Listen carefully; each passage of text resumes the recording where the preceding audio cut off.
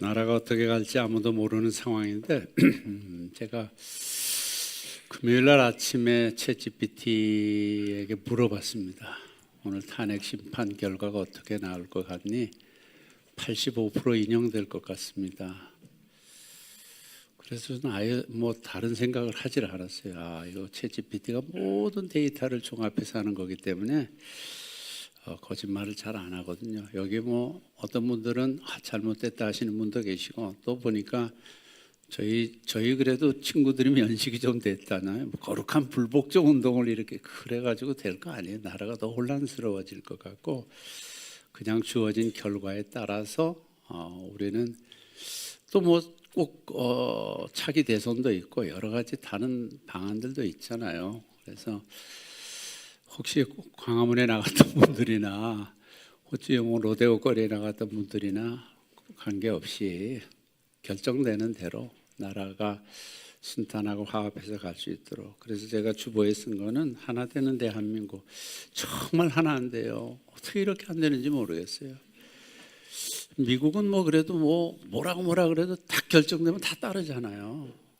대통령 딱 되면 다 따르는데 우리는 탄핵을 30번씩 하면서 괴롭게 하고, 그렇다고 화난다고 계엄을 하고, 이거 참 후진국도 아닌데 우리 정치 상황이 참 안타깝습니다. 여러분, 위에서 기도할 거는 차기 대통령만은 누구 같은 대통령?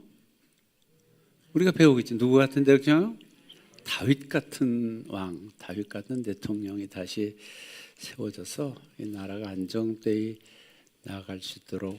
그렇다고 꼭 크리스찬이어야 된다 이런 말은 아닙니다. 다윗처럼 공정하고 하나님 앞에서 부끄러움 없이 나라를 세워갈 수 있는 대통령.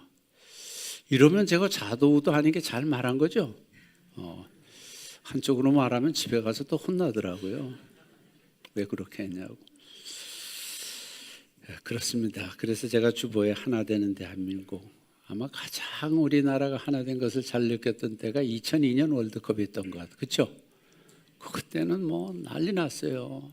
빨간 옷 다 입고 나오고, 이름이 좀 안 좋아서 그렇지 붉은 악마들의 그걸 통해서 온 나라가 하나 되었던 적이 있고, 또 언제죠?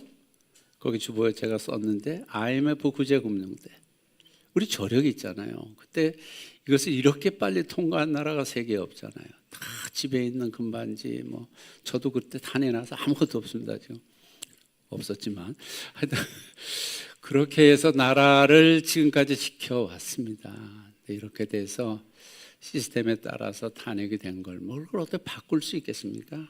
그래서 좀 혹시 마음에 안 드시는 분들도 차기를 위해서 기도하시고.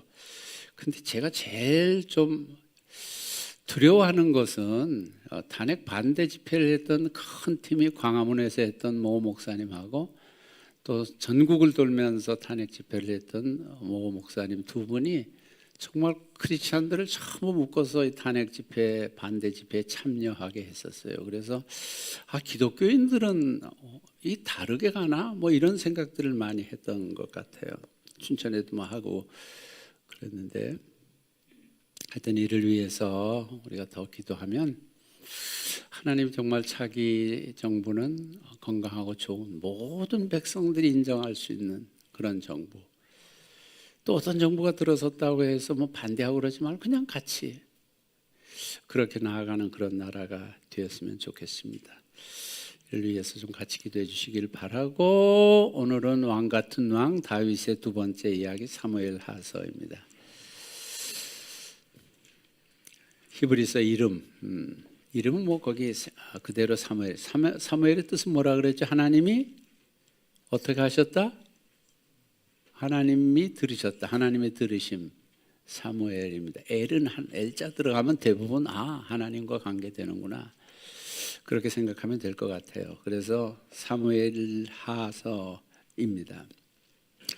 기록 시기는 솔로몬 사후에 쓰여졌을 가능성이 있고, 또 분열 왕국 집권부터 사마리아 함락 사이에 최종 마무리했을 것으로 보인다.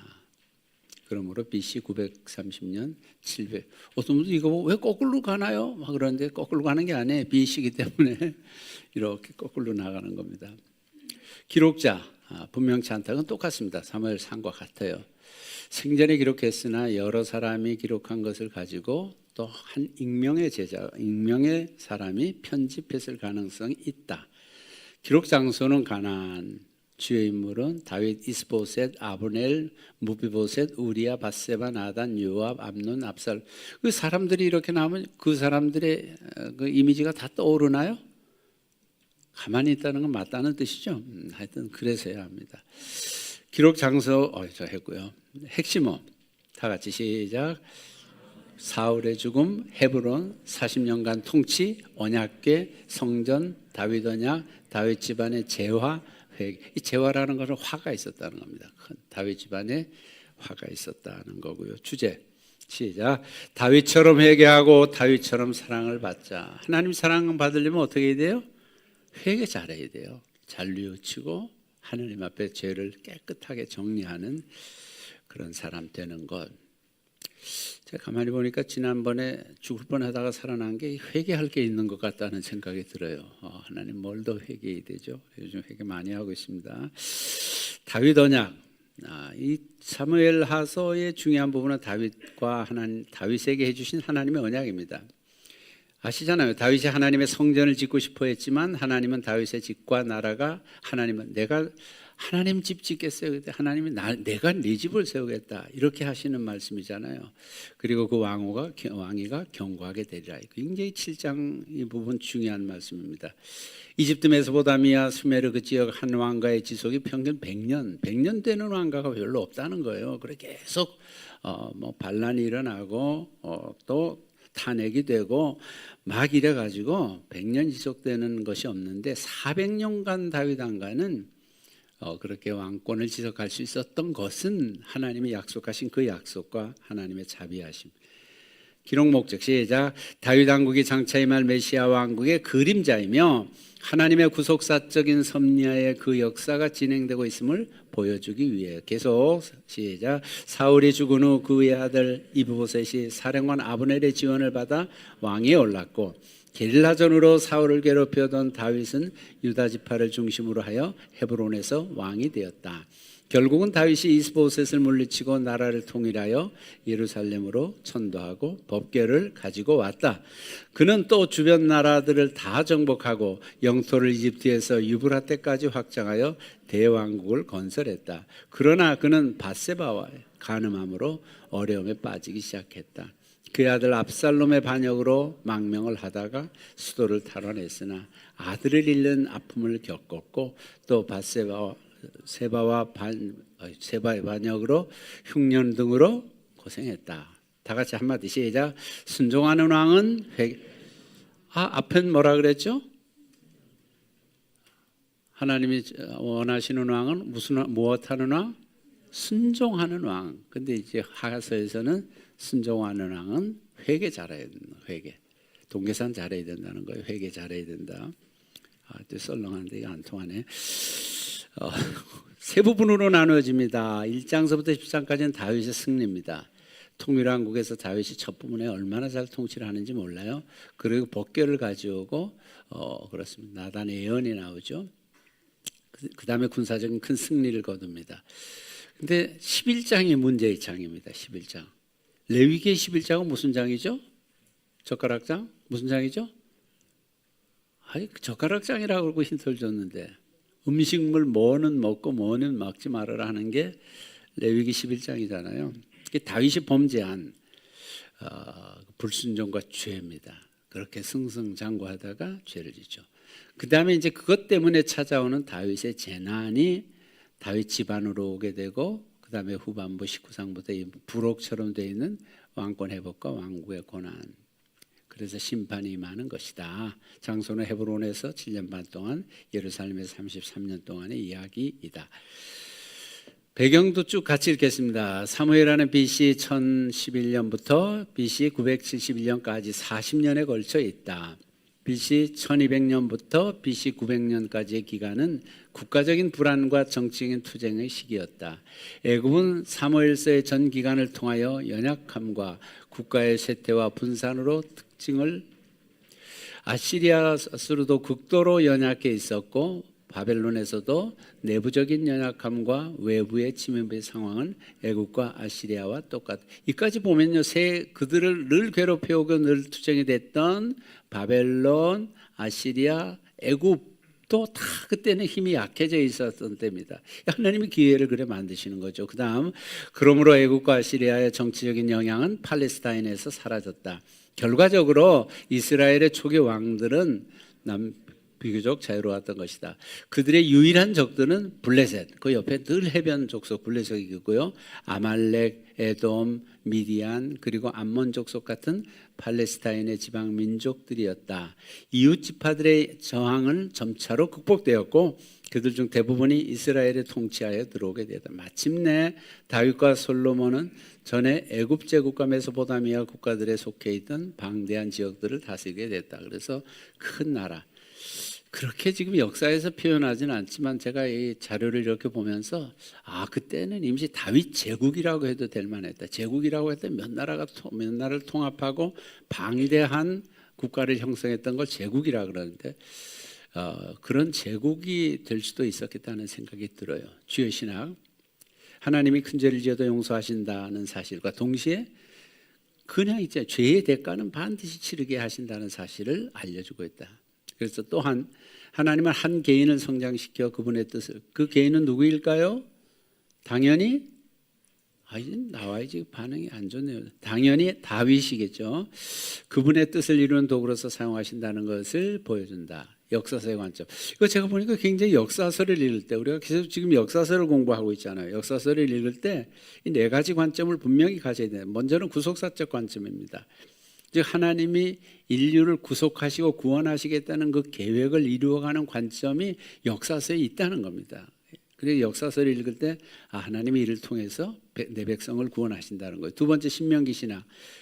신명기는 언약 관계의 책이잖아요. 그 영향하에서 하나님과 언약을 맺는 그런 내용이 역사서에 다 있고, 그다음에 이제 그리스도를 대망한다는 겁니다. 왜? 세상 왕은 불완전하고 또 세상은 완전하지 않아서 결국 하나님이 그리스도가 다스리시는 나라를 대망한다는 겁니다. 네 번째, 하나님 중심성. 궁극적인 주인공은 그 속에서도 하나님이시다. 사무엘하의 하나님은 여러분들 보시고요. 사무엘하에 나타나신 5번 그리스도, 예수 그리스도. 다윗 언약에 약속된 영원한 왕권 왕이 그리고 그 후손까지 세 가지 약속이 그리스도에게 똑같이 주어진다. 똑같이, 그러니까 복사판이라는 거예요. 예수님이 다윗의 복사판처럼 그렇게 비춰진다. 다윗 언약은 이스라엘의 메시아 대망을 갖게 되는 근거가 된다. 그래서 다윗의 언약은 그 당시 지역에서만 끝나는 것이 아니라, BC 그 지역에서만 끝나는 것이 아니라 결국 메시아 대망의 희망으로 나타나게 된다. 다윗이 그럼 그냥 다윗 때였느냐? 많은 훈련을 가졌다는 겁니다. 훈련의 시간을 거쳤다. 훈련은 짧고 영광은 길다. 다윗은 15년간 훈련받고 40년간 영광의 통치를 하게 되고, 아브라함은 75세 소명을 받고 25년 동안 100세까지 훈련받고 75년 동안 영광을 누리게 된다. 생각하건대, 우리가 로마서 시작. 생각하건대 현재의 고난은 장차 우리에게 나타날 영광과 비교할 수 없도다. 7번 순종과 불순종. 다윗의 순종은 하나님의 축복을 가져옵니다. 그러나 불순종은 하나님의 이건 뭐 당연한 얘기예요. 그렇게 된다는 것을 보여주고 있습니다. 그 다음 8번, 그 역사적 사료로 아주 잘 준비가 되어 있더라고요. 8번, 통일 후에 통일한 다음에 바로 먼저 여부스, 그 밑에 있는 그림 중에서 제일 왼쪽에 있는 게 여부스가 굉장히 강력한, 그래서 그 지하도를 그렇게 잘 파놓고 샘이 흐르고 나라를 그렇게 잘 만들어 놨습니다. 예루살렘 있는 곳이죠. 그래서 그것을 함락하여 그렇게 견고한 것을 수도로 삼습니다. 그 다음에 있는 그 지도는 여호수아 때 미정복 지역, 사사기에 어디는 어디를 정복하지 못하고 어디는 어디를 내쫓지 못하였고 그런 내용들 있잖아요. 그 내용들이 그곳에 있는데 어디를 내쫓지 못한 지역이었는가. 근데 그것도 이제 다 정복한다. 그 다음에 이제 다윗이 그것을 통합하기 위해서 사울의 그 베냐민 지파의 사울이 가장 강력한 왕가잖아요. 근데 헤브론의 중간 지점에 수도를 이전하게 됩니다. 그 오른쪽에 그림은 퀴즈 뭘까요? 무엇과 무엇? 다윗과 골리앗. 재미있어서 그냥 제가 갖다 놓은 거예요. 큰 의미는 없습니다. 왕이 된 후 다윗의 생애. 이것도 같이 읽을게요. 시작. 다 같이 읽자고 시작. 유다 지파의 왕으로 추대되어 헤브론에서 7년 반 동안 나라를 다스린다. 이때 11지파는 사울의 아들 이스보셋을 왕으로 모시고 다윗과 2년 반 동안 전쟁을 합니다. 그러니까 여기 여러분 보셔야 될 건 북왕국은 전부 이 사람들이에요. 여기 사울의 아들 이스보셋이 가서 삼고, 그리고 모든 지파고 남왕국은 유일하게 어느 지파? 유다 지파만 있습니다. 유다 지파. 거기에 있는 그런 이 시기에 그들은 거기서 많은 아내를 얻고 자녀를 낳습니다. 두 번째 시작. 이스보셋이 부하에게 살해당한 후 이스라엘 12지파의 왕으로 추대됩니다. 예루살렘에서 여부스 족속을 물리치고 도읍을 옮깁니다. 3번 하나님의 궤를 예루살렘으로 옮기고 주변 이방 나라들을 정복하여 나라의 기틀을 다집니다. 4번 우리아의 아내 바세바를 범하는 죄를 짓습니다. 그 죄로 압살롬의 반란, 세바의 난과 왕의 계승을 둘러싼 왕자들의 분란 등 안팎으로 끊임없는 시련을 겪습니다. 마지막 솔로몬에게 왕위를 물려주고 40년간 통치를 끝으로 71세에 죽습니다. 여러분 다윗처럼 살려면 사시겠어요? 너무 고생 많이 하고 힘든 위기를 많이 넘기고 그러잖아요. 법궤는 어떻게 이동했는가, 빼앗긴 법궤가 어떻게 돌아오는가 하는 경로는 참고로 보시면 되겠고요. 자, 다윗이 어떤 복을 받았는가? 하나님 말씀하신 거예요. 1번 쭉 읽겠습니다. 시작. 기름 부어 왕으로 삼음, 사울의 손에서 구원했다. 주인의 집을 내가 주었다.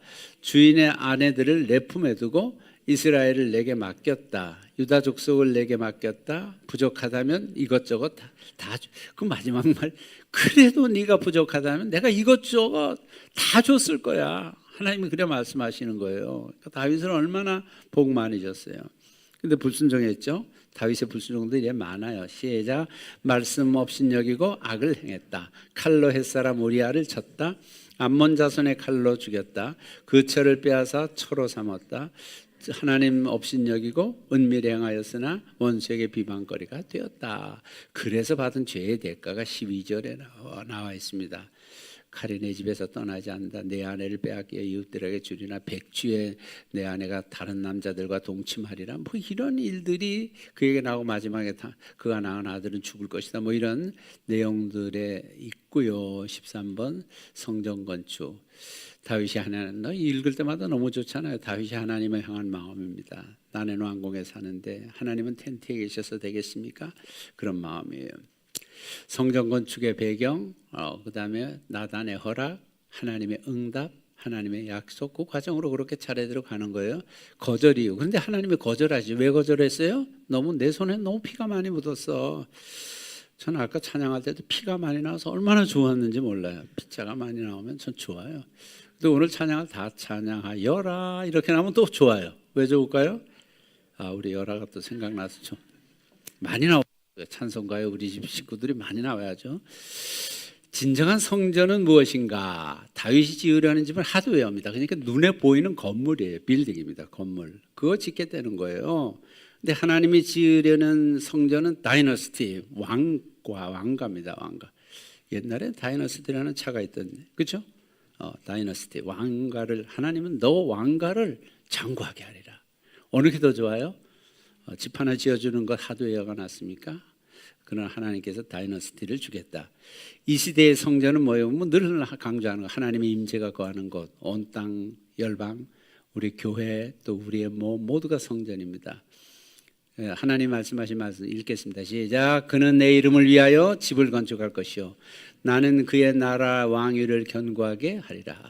내가 집 짓기 빌딩 짓겠니? 내가 다이너스트 짓겠다, 세우겠다. 이렇게 말씀해요. 15번 위험성. 성전의 위험성입니다. 성전 좋은 것만은 아니에요. 성전 때문에 일어나는 재화들이 많아요. 나답과 아비후가 죽었죠. 언약궤 만져서 죽기도 했죠. 언약궤 들여보다가 5만 명이나 돌아오는 언약궤 들여보다가 5만 명이 죽어요. 이원론의 위험성 뭐예요? 성전은 거룩한 것이고 아닌 것은 속된 것이다 하는 것. 또 부적처럼 흐를 가능성. 전쟁 나갈 때 이 성전, 성막이 앞에 나가면 무조건 이긴다 이런 부적처럼 생각하는 위험성이 있을 수 있다. 성전 건축 여건을 다윗이 조성해요. 블레셋, 아말렉, 다마색, 아람, 모압, 암몬, 에돔, 즉 에돔이네, 에돔 정복하고 조공을 바칩니다. 17번 다윗의 은혜. 다 같이 읽겠습니다. 다윗이 어떤 은혜를 고백하는 시작. 다윗 왕이 여호와 앞에 들어가 앉아서 이르되 주 여호와여 나는 누구이오며 내 집은 무엇이간데 나를 여기까지 이르게 하셨나이까. 시편 여호와여 사람이 무엇이기에 주께서 그를 알아주시며 인생이 무엇이기에 그를 생각하시나이까. 다윗이 자기 받은 은혜를 그렇게 고백해요. 그래서 하나님의 다윗 언약을 주시는 게 7장 14절 너무 중요하기 때문에 이것도 읽을게요. 나는 그에게 아버지가 되고 그는 내게 아들이 되리니 그가 만일 죄를 범하면 내가 사람의 매와 인생의 채찍으로 징계하려니와 내가 내 앞에서 물러가게 한 그래서 내 은총을 빼앗은 것처럼 그에게서 빼앗지는 아니하리라. 그래서 다윗 언약은 부자 관계입니다. 아들 아버지가 되겠다. 혈족 관계는 매를 들지만 관계는 끊지 않잖아요. 신약에서도 히브리서 1장 5절에 똑같이 나옵니다. 나는 그에게 아버지가 되고 그는 내게 아들이 되리라. 이렇게 말씀해 주죠. 다윗의 범죄 잘 아시죠? 바세바와의 범죄 시기. 왕들이 출전할 때 다윗은 어디 있었어요? 성전에 있었어요. 성전이라네. 왕궁에 있으면서 왕궁을 거닐고 있었습니다.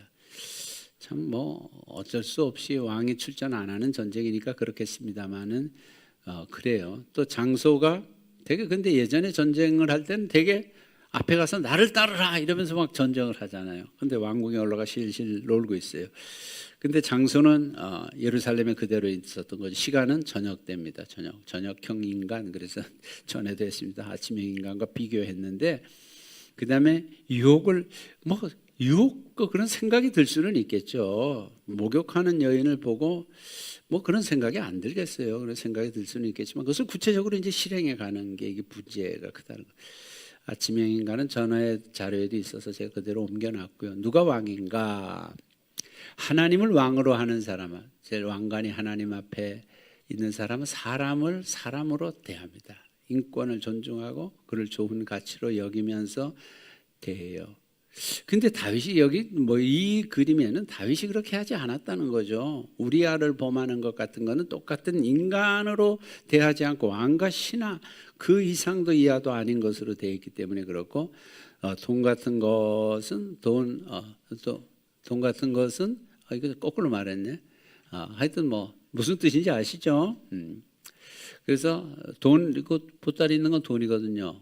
하나님의 왕인 사람은 돈을 발 아래 있어요. 그렇게 중요한 게 아니에요. 그러나 내가 왕이면 그것이 중심에 있고 하나님하고 나를 동등됨으로 여기고 사람은 내 밑에 있고 이런 관계가 왕을 누구로 모시느냐에 따라서 관계가 형성될 수 있다.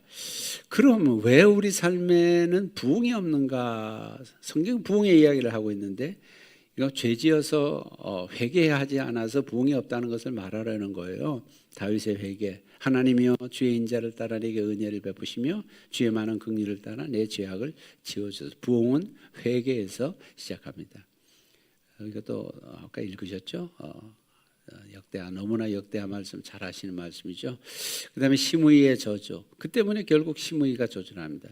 근데 시므이가 저주를 할 때 다윗이 내 아들도 나를 반란하는데 뭐 내 종이었던 내 부하였던 시므이가 가서 저주하는데 어떡하게 그 수욕을 참아냅니다. 그래서 그 인격적인 면으로서 그는 사람 상대에서 그렇게 뭐 오르락 내리락 하고 기뻤다 슬펐다 화냈다 풀었다 그러지 않아요. 오직 누구만 상대? 오직 하나님만 상대하는 겁니다. 압살롬의 죽음. 그 잘난 압살롬은 왕이 되려다가 나무에 매달려둔 채 노새는 떠나가 버려서 배신자의 최후가 어떻게 되는지를 잘 보여주고 있습니다. 김윤희 교수님의 개요를 듣도록 하겠습니다.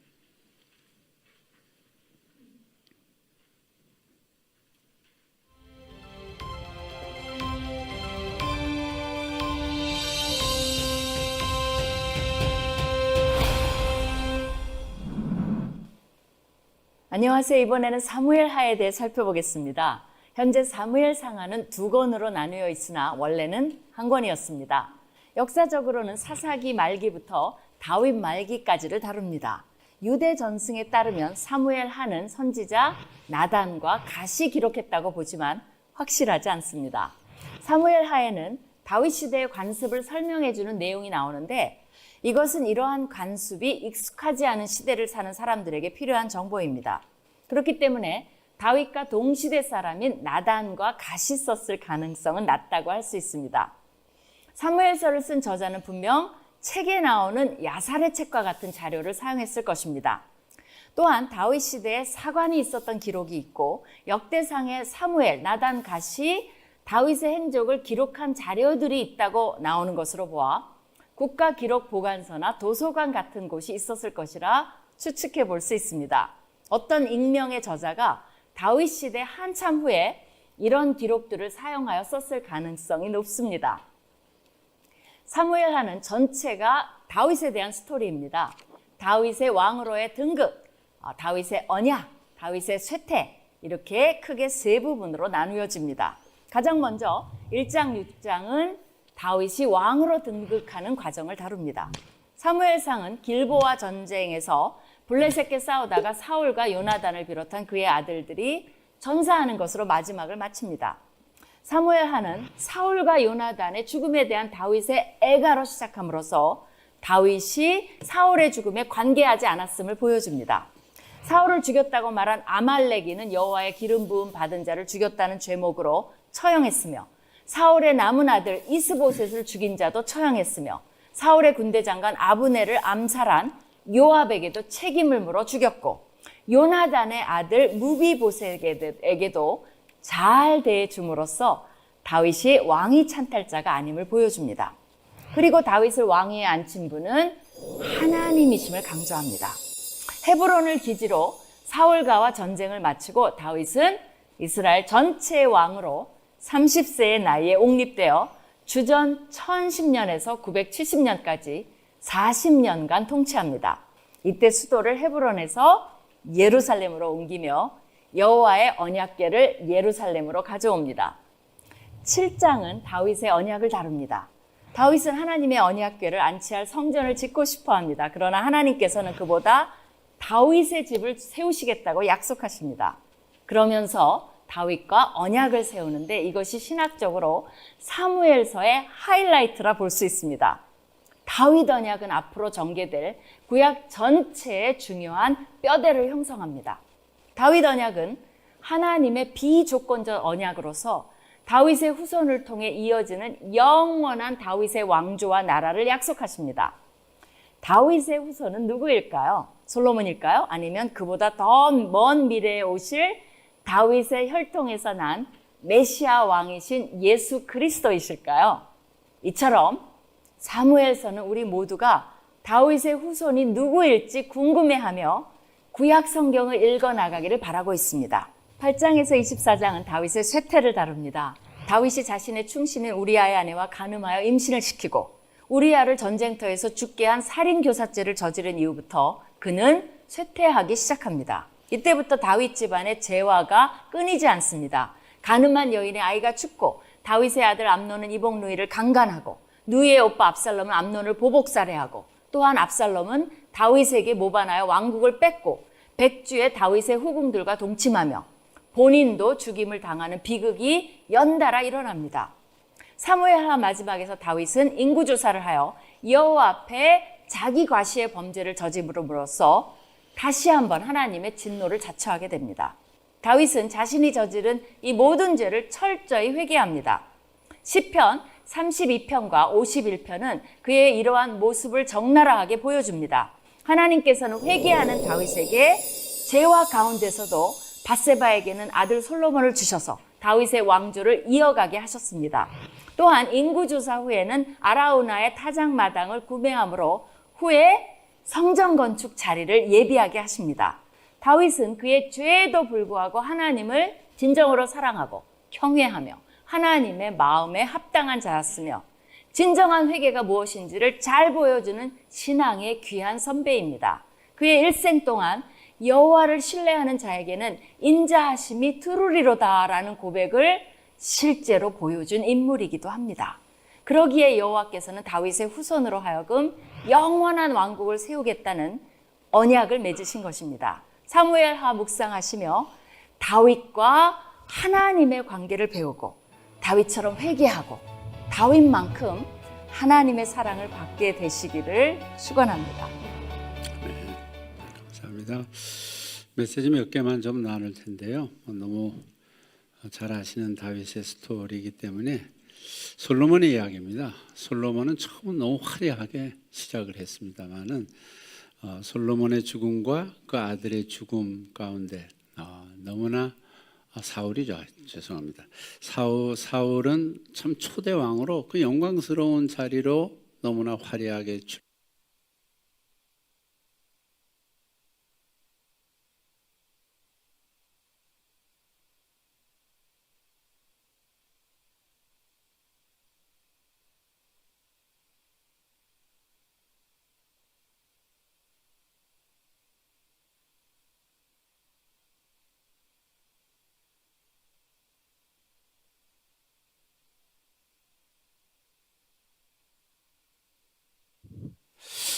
그래요. 빨리 해결됐습니다. 어디까지 했는지 모르겠어요. 사울을 화려하게 시작했습니다마는 끝은 너무 비참해요. 1장에 보면 전쟁에 나가서 사울도 죽고 그의 아들 요나단도 죽었다는 보고를 듣게 됩니다. 여러분은 끝이 좋아야 될까요? 시작이 좋아야 될까요? 당연히 욥기에서 뭐라 그러면서 내 시작은 미약하였으나 끝은 창대하리라. 그렇게 돼야 되죠. 물론 그 성경 저게 한 말은 아니지만 욥이 한 말은 아니지만 아무튼 그렇게 돼야 하고 끝이 좋고 화려하게 하나님 보시기에 아름다운 삶으로 영광 돌려야 되는데 사울은 전혀 아닙니다. 끝에 이렇게 아들과 함께 전쟁에서 몰사하고 그러는 과정. 두 번째, 진정한 슬픔. 그렇게 해서 죽었는데 제가 그 1장에 쭉 읽어보면 다윗이 정말 사울 왕가의 몰락을 보면서 너무 슬퍼요. 우리 같으면 뭐라 그랬죠? 고자로 시작해서 고소하다. 아이고 잘됐다. 나를 그렇게 죽이려고 그러더니 아들과 함께 죽었구만. 그럴 텐데 전혀 그러지 않습니다. 진정으로 사울 왕가의 몰락을 보며 슬퍼합니다. 1장 12절에 보면 사울과 그의 아들 요나단과 여호와의 백성과 이스라엘 족속이 칼에 죽음으로 말미암아 저녁 때까지 하루 종일 슬퍼하며 울며 금식하면서. 여러분 그게 금식할 일이 됩니까? 여러분 남의 집 초상 때문에 금식하는 사람 있어요? 근데 그 원수의 그 상가 상의 소식을 듣고 금식하며 울는 모습 봅니다. 이거 쉽지 않잖아요. 우리는 뭐 장례식 가면 잠깐 인사만 하고 돌아오고 뭐 그러잖아요. 근데 그는 그러지 않고 그렇게 해결하는.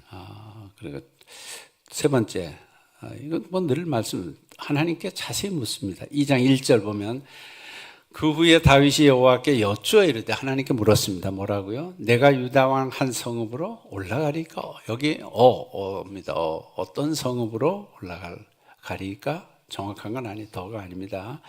여호와께서 이르시되 올라가라. 다윗이 이르되 어디로 가오리까? 어디로 가리까? 그랬더니 이르시되 어디로 가라? 헤브론으로 갈지니라. 정확하게 다윗은 묻고 하나님은 대답해 주십니다. 모든 것을 하나님께 묻고 그 대답을 듣고 내가 뭐 왕으로서 뭐 그의 책략 그의 가까이 있는 사람들과 같이 묻고 신하들과 함께 결정할 수도 있는 일이고 내 판단과 결정을 할 수도 있는 일임에도 불구하고 하나님께 일일이 물어요. 여러분 매일매일 하나님께 하나님 제가 아침을 먹으리까? 뭐 이런 건 안 물어도 돼요. 그러나 굉장히 중요한 사안, 내가 결정할 수 있는 사안이지만 이건 하나님의 뜻이 무엇인지 묻고 싶다. 주님, 하나님의 뜻은 어디에 있습니까? 이렇게 묻는 것. 그럼 하나님 대답하시는 거예요. 헤브론으로 갈지니라 대답하시잖아요. 하나님께 묻고 늘 응답받는 삶 되시기를 바랍니다. 다윗이 강성해지다. 비교적으로 나와 있는 말씀인데 3장 1절입니다. 사울의 집과 다윗의 집 사이에 전쟁이 오래매. 전쟁이 계속 양가 사이의 전쟁이 오래입니다. 그랬더니 다윗은 점점 강하여 가고 사울은 점점 약하여 가니라. 이렇게 기록하고 있습니다. 뭐 사울을 가문이 이길 것 같았는데 하나님이 함께 하시기 때문에 다윗이 강성해져 가는 모습. 그래서 하나님이 다윗의 집을 세우시겠다는 그 약속을 이루어 가십니다. 그 다음에 다섯 번째, 왕이 되어진 다윗. 왕이 되어진이라 그랬습니다. 왕이 된도 아닙니다. 왕을 쟁취한도 아닙니다. 그는 왕이 되어졌습니다. 5장 1절에 보면 헤브론에 이르러서 다윗에게 나와 이스라엘 모든 지파가 우리는 왕의 한 권력입니다. 우리 다 같은 권력 친척들 아닙니까? 그런데 이제 전에 사울이 우리의 왕이 되었을 때도 이스라엘을 거느려 출입하게 하신 분이 왕이셨고, 한마디로 말해서 이제 우리 왕이 좀 되어 주십시오. 그들이 와서 비는 거예요. 여러분 이번 대통령 후보 나오는데 사람들이 왕이 되어 주십시오 이러는 사람들 없잖아요. 자기가 하겠다 그러는 거잖아요, 전부. 근데 그는 그러지 않아요. 직접 많은 사람들, 온 지파들이 와서 왕으로 되려고 시도하지 않았습니다. 그는 하나님이 하시는 것만 이루어 갔습니다. 얼마나 아름다운 모습인지 몰라요. 그랬더니 어떻게 하나님께서 대답하셨다. 그렇게 돼야 하나님께서 하셨습니다. 그렇게 간증할 거 아니겠습니까? 그 다음에 돌아온 법궤, 뭐 말씀 안 드려도 그 법궤가 돌아온다는 것은 얼마나 복된 일이에요. 하나님이 임재가 상징적으로 보여주는 그 사건인데, 거기서 베레스우사 사건과 미갈 사건이 나옵니다. 베레스우사 사건은 뭐예요? 베레스우사 사건은 우사가 나곤의 다장마당에 이르렀을 때 막 소들이 들어오는 거 보고 펄쩍펄쩍 뜁니다. 그리고 우사가 손을 들어서 궤를 붙잡아. 잘한 일일까요? 못한 일일까요? 근데 잘한 일 같으면 제가 말하겠어요. 그죠? 그 하나님이 그렇게 하시는 거 원치 않으시냐? 법이 아니잖아요. 그랬더니 하나님이 진노하셔서 우사가 그곳에서 궤 뼈로 앞에서 우사가 즉사합니다. 그래서 죽어요. 그래서 그것을 일컬어 베레스, 터졌다. 확 터졌다, 죽었다. 베레스 우사라, 오늘까지 그 이름이 있다. 그 사건이고, 두 번째 사건은 미갈입니다. 여러분 다윗처럼 춤을 추자 하시잖아요. 법궤가 들어오는 것을 보고 다윗은 너무 기뻤어요. 기뻐서 막 한잔 하지도 않았는데 너무 기뻐서 그들의 옷이 우리처럼 이렇게 허리띠가 있어서 견고하지 않다 보니까 막 바지가 내려가고 막 그러는 일들이 있었던 것 같아요. 그때 미갈이 2층에서 이렇게 쳐다보다가 아이고 저 양반 저거 무슨 짓이야 저게, 그러면서 들어오니까 그렇게 말했죠. 그랬더니 다윗이 한 말이 뭐예요? 그것을 비난하는 그에게, 이는 여호와 앞에서 한 것이다. 내가 사람들 앞에서 하려고 보이려고 그런 거 아니다. 그가 내 아버지와 너의 아버지와 온 집을 버리시고 나를 택하사 이스라엘 백성 이스라엘의 주권자 왕으로 삼으셨으니 내가 여호와 앞에서 이제 뛰놀리라. 내가 이보다 더 낮아져서 스스로 천하게 보일지라도, 지금 옷 정도 내려가는 게 문제가 아니야. 더 천하게 보일지라고 하더라도 내가 말한 바 계집종에게는 내가 높임을 받으리라. 그래서 그 결과 미갈이 어떻게 되죠? 6장 23절에 보면 그러므로 사울의 딸 미갈이 죽는 날까지 그에게 누구하고 어떻게 가서 해도 자식이 없어요. 우리가 찬양할 때 채신머리 없이 왜 그래 이러고 경박하다 이렇게 말할 수 있잖아요. 그래서 우리가 다윗처럼 춤을 추자고 하는 찬양을 하고 하잖아요. 7번째 다윗 언약. 너무 중요한 언약이기 때문에 다윗이 주의 모든 무찌르사 왕으로 궁에 평안히 거하게 하실 때, 자기는 평안할 때 나는 백향목궁에 살거늘 하나님의 궤는 텐트 속에 있도다. 이렇게 하면서 다윗이 내가 이제는 하나님의 전을 짓겠다. 그랬더니 하나님이 너는 피 흘려서 안 돼. 이렇게 말씀하시기 전에 어떻게 말씀하십니까? 그는 내 이름을 위하여 집을 건축할 것이요. 나는 그의 나라를, 아까 말씀드렸죠. 그는 빌딩 세운다면, 성전 건축한다면 나는 다이너스티, 그의 나라, 그의 왕가를 영원히 견고하게 하리라. 나는 그에게 아버지가 되고 그는 내게 아들이 되리라. 그런 관계를 이루겠다. 은혜 베풀기를 힘써라. 사울의 집에 아직도 남은 사람이 있느냐? 다윗이 묻습니다. 내가 요나단으로 말미암아 그 사람들에게 은총을 베풀리라. 그래서 사욱 가문의 무비보셋을 찾아서 그 가문의 그에게 은총을 베풀고 왕의 식탁에서 먹게 하는 이런 은혜를 베풉니다. 원수를 갚지 않아요. 또 7번째, 죄의 결과는 크다. 죄를 가볍게 용서하시는 하나님이시라고 해서 우리가 용서의 기도도 사죄의 기도 드려서 용서하신다고 해서 죄를 가볍게 보아서는 안 된다. 12장 10절에 보면 이제 내가 나를 업신여기고, 그게 업신여겼다는 거예요. 햇사람 우리아의 아내를 빼앗아 내 아내로 삼았은즉 칼이 내 집에서 영원토록 떠나지. 이 말씀, 칼이 내 집에서 영원토록. 그것 때문에 막 압살롬은 죽일 압살롬이 그놈이 막 왕 아버지를 반역해서 나가고 아버지는 울며 길을 걸어가고 막 이러는 장면 나오잖아요. 그래서 하나님은 죄에 대해서 철저히 다루시는 것을 봅니다. 그래서 그 죄의 결과가 그렇게 크다. 따릅시다. 죄를 가볍게 보지 맙시다. 이제 다윗은 철저히 회개합니다. 순종만큼이나 회개도 중요합니다. 시작. 순종만큼이나 회개도 중요하다. 11번 죄는 고통이 따른다. 회개하라 하면 용서받지만 대가를 치러야 된다는 겁니다. 13장 암몬과 다말의 이야기가 나옵니다. 암논이 누이를 너무 사랑해서 아픈 척하다가 들어온 누이를 범하는 일이 왕가에서 일어납니다. 그래서 그를 압살롬이가 죽입니다. 이러면서 자기의 자녀들끼리 죽이고 살리고 막 여동생을 범하고 막 이러는 일이 일어나는 거예요. 가정에서. 이 완전 망하는 망조집이잖아요. 그게 죄에 대한 결과라는 겁니다. 12번 따라합시다. 유혹을 피하라.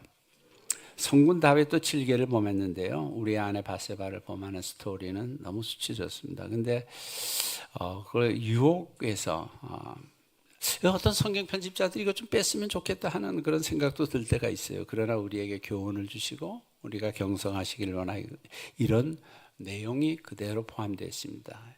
여러분 주님 앞에 갈 때까지 유혹은 끊임없이 있을 것입니다. 그것을 피하고 싸워라 피하라. 유혹은 피하는 겁니다. 피시잖아요. 유혹은 피하는. 또 썰렁했네. 그 다음에 죄 지은데 다윗의 또 예외가 아니었다는 겁니다. 다윗도 죄를 피해갈 수가 없다. 그래서 철저하게 회개하는 장면이 12장에 쭉 나옵니다. 여러분들 읽으시면서 보시면 되고요. 죄를 범하면 철저히 회개하는 것. 순종하는 왕은 어떤 왕이라고요? 다윗이셨죠. 순종하는 왕은 회개하는 왕. 회개 잘하는, 철저히 회개하는 주님 백성들 되시기를. 마지막에 나온 것이 다윗의 인구조사입니다. 인구조사가 물론 전쟁을 하거나 나라의 행정을 다스리기 위해서 인구 센서스를 하긴 해야 되겠죠. 그러나 그런 의미에서 이것을 한 것은 아니라는 겁니다. 그래서 그는 좀 내 군사가 얼마나 돼? 이러면서 좀 누리고 자만하고 싶고 뭐 그런 마음이 들었어요. 그래서 성경은 이렇게 말합니다. 그 인구조사한 것 때문에 여호와께서 다시 이스라엘을 향하여 진노하사 그들을 치시려고 하나님이 진노하사 그들을 치시려고 다윗을 격동시켜서 그 마음에 충동이 일어나게 해서 인구를 조사하라 하시니라. 하나님이 시킨 건 아니에요. 다윗이 격동됐다는 겁니다. 그래서 이를 보며 나단이 하나님이 기뻐하셨겠나? 아닙니다. 막무가내로 그는 그렇게 나갔던 것을 보게 됩니다. 24장 9절에 보면 요압이 백성의 수를 왕께 보고하니 곧 이스라엘 칼을 빼는 담대한 자가 80만 명이요. 80만 명이 계수가 됐습니다. 그 다음에 유다 사람이 50만 명이다. 토탈 130만 명. 엄청 많은 거죠. 그래서 물론 다음 절에 이렇게 나옵니다. 10절에 보면 다윗이 백성을 조사한 후에 그의 마음에 자책하고 다윗이 여호와께 아뢰되 그래도 다윗이 그렇게 즉시 자책이 들었던 거예요. 내가 이 일을 행함으로 큰 죄를 지었습니다. 인구조사했다고. 여호와 이제 간구하옵나니 종의 죄를 사하여 주옵소서. 내가 심히 미련하게 행하나이다. 그러나 죄의 결과는 대가는 받나요? 안 받나요? 받습니다. 세 가지 중에 한 가지. 7년 기근이 있겠느냐? 아니면 너가 원수에게 쫓겨서 석 달 동안 그들 앞에서 도망하겠느냐? 아니면 그 땅에 사흘 동안 전염병이 있겠느냐? 셋 중에 하나 삼지선다형입니다. 그때 다윗이 생각한 내가 사람들에게 당하는 건 싫습니다. 하나님이 치십시오. 그래서 3일 동안 전염병이 전 지역에 돌아서 많은 사람이 죽게 된 내용이 마지막에 기록이 되어 있습니다. 그래서 우리들에게도 그래서 이 불완전한 다윗으로 끝나는 것도 나름 의미가 있죠. 이 땅에는 완전한 왕이 없다. 완전한 왕은 누구? 오직 예수 그리스도. 다시 오실 그 왕을 기다리는 것으로 사무엘하는 마무리됩니다. 기도합니다. 하나님, 순종하는 왕은 회개 아닌 왕이라고 했습니다. 다윗도 순종은 했지만 하나님 죄를 지을 수 있었고 그런 가운데 그가 회개했기 때문에 하나님이 다시 그를 사용하신 것을 봅니다. 우리들의 삶에서 끊임없이 잘못하는 부족한 부분들, 죄 많이 있습니다. 그럴 때마다 하나님 앞에 즉시 나아가 용서를 구하고 회개하고 하나님의 은혜를 누리는 저희들 되도록 축복해 주시옵소서. 예수님의 이름으로 기도드립니다. 아멘.